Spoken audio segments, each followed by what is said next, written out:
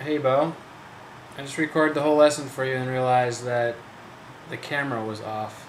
Here it is one more time. This is the creepy A minor lesson for that weird riff we did at the end. And I've taught this before to some other people that are at the same stage you're at.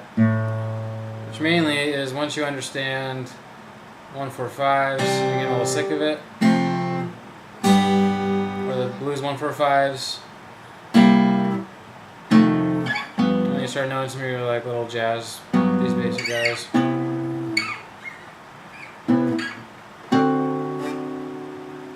And you know your triads pretty well, like C, F, G, C. You can start to do that all over the place. And then you're just kind of still need to keep working at it. I think it's important just to play with some weirder sounds. So here's what I came up with when I was at that phase myself. It's still pretty cool, I think. So here it is. It starts with this A minor.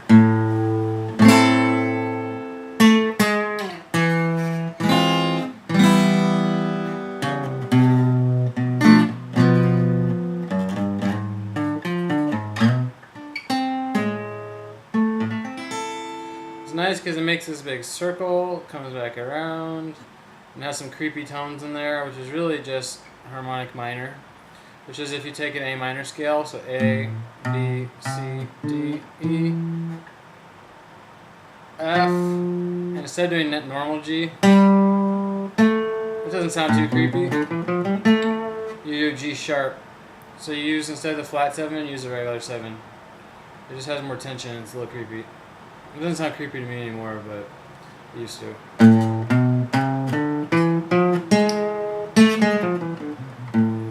So it's kind of got that going on, and then it also has some weird little chromatic things, just not used in a bluesy way. So it sounds, that can sound a little weird. And then it has this diminished chord in it, sort of a diminished chord, and this diminished chord. So these are the flat 5s, which is a little darker. I'm using it in a minor key. Here we go. So one more time, and then I'll do it slow and explain a little bit. So here's.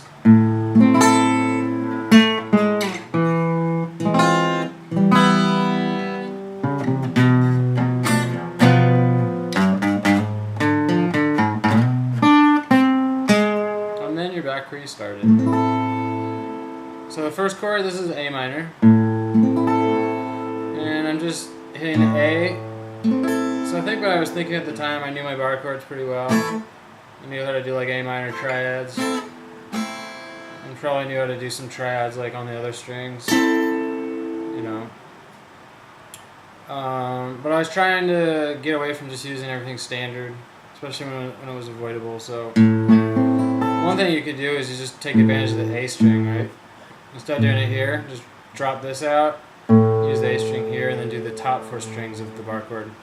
It just kind of sounds cool because you can let that A string ring out. And then I was trying to involve more riffs in between when I would link my chords together. And I don't think I had a harmonic minor in mind. I just wanted to make something a little weird sounding. So I was probably playing around something like. That's already sounding bluesy.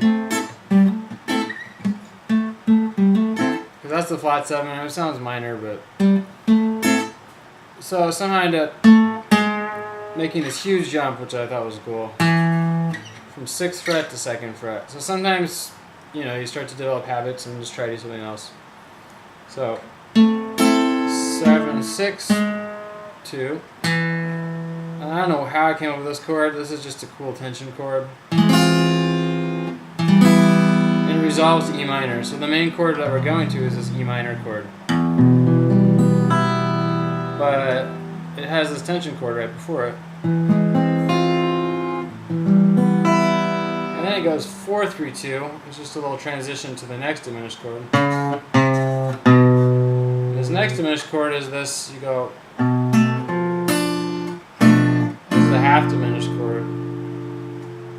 This is B half diminished because it has a flat 7 in it. So it's the 1 flat 7, flat 5, and then the flat 3. I think what my idea was somehow to get from A minor to this chord, because I knew I wanted to use this chord, and I'd seen it and played it in classical, but I never just worked in my own riff, so decided that I was going to get there, so the transition to it, and then it goes to the normal diminished, which is the staircase to the right, and then 2, 3, 4, and there's a little creepy diminished chord. You probably have to look at the tab to figure all this out in detail, but that's 4, 5, 3,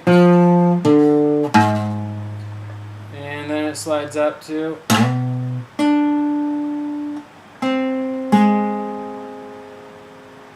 so this is kind of a B minor, but it's just more of this whole thing's a transition. So one more time and I'll play it a few times, that'll be it. So here's A minor, and it's walking down. This is the tension chord, and it resolves to E minor. And a little chromatic bass, the half diminished chord, and then walks up. This kind of diminished creepy thing, and then 7. So I'll play it 2 more times, and you could probably check out the tab to really see this in detail. So.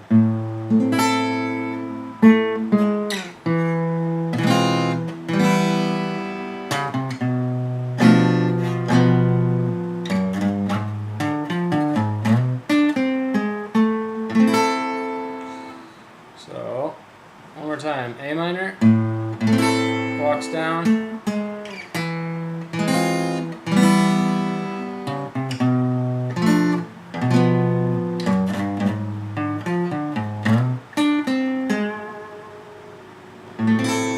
And then you could go into any sort of chord progression. It's more of an intro in A minor. So you could do A minor, D minor.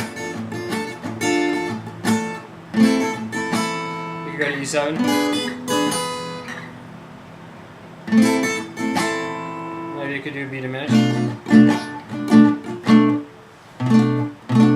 which is exactly this B minor chord, this B minor jazz chord, but you add the flat 5 right there. So you go.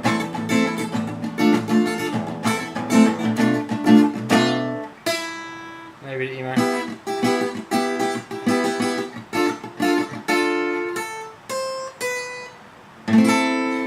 Or you could do what I did, which was go down to A minor after that whole intro and do this. Is pretty cool. A minor, C in the bass, E in the bass. So A minor. And the B diminished chord.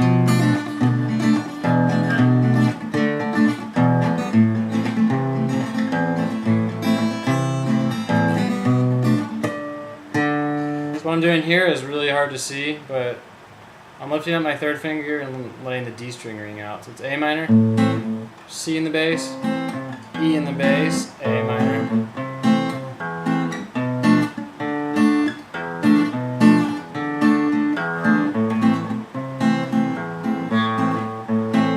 I think I had more to it at the time, but I could have gone to E7.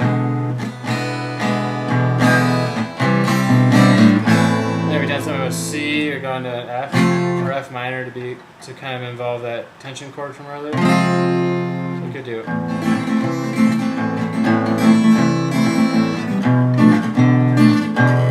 That'd be kind of cool. So what I did was F minor to E7. So yeah, I'll add that in. So 30 seconds and counting.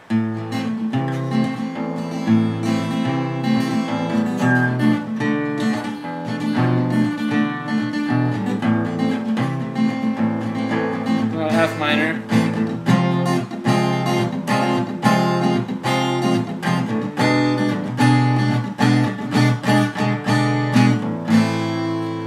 So the F minor is kind of cool. I don't really like it exactly there. You probably have to work it in a little differently, but it's fun to try to take chords that are kind of in key, but not exactly, and try to work them in. So I hope that this made sense. Bye.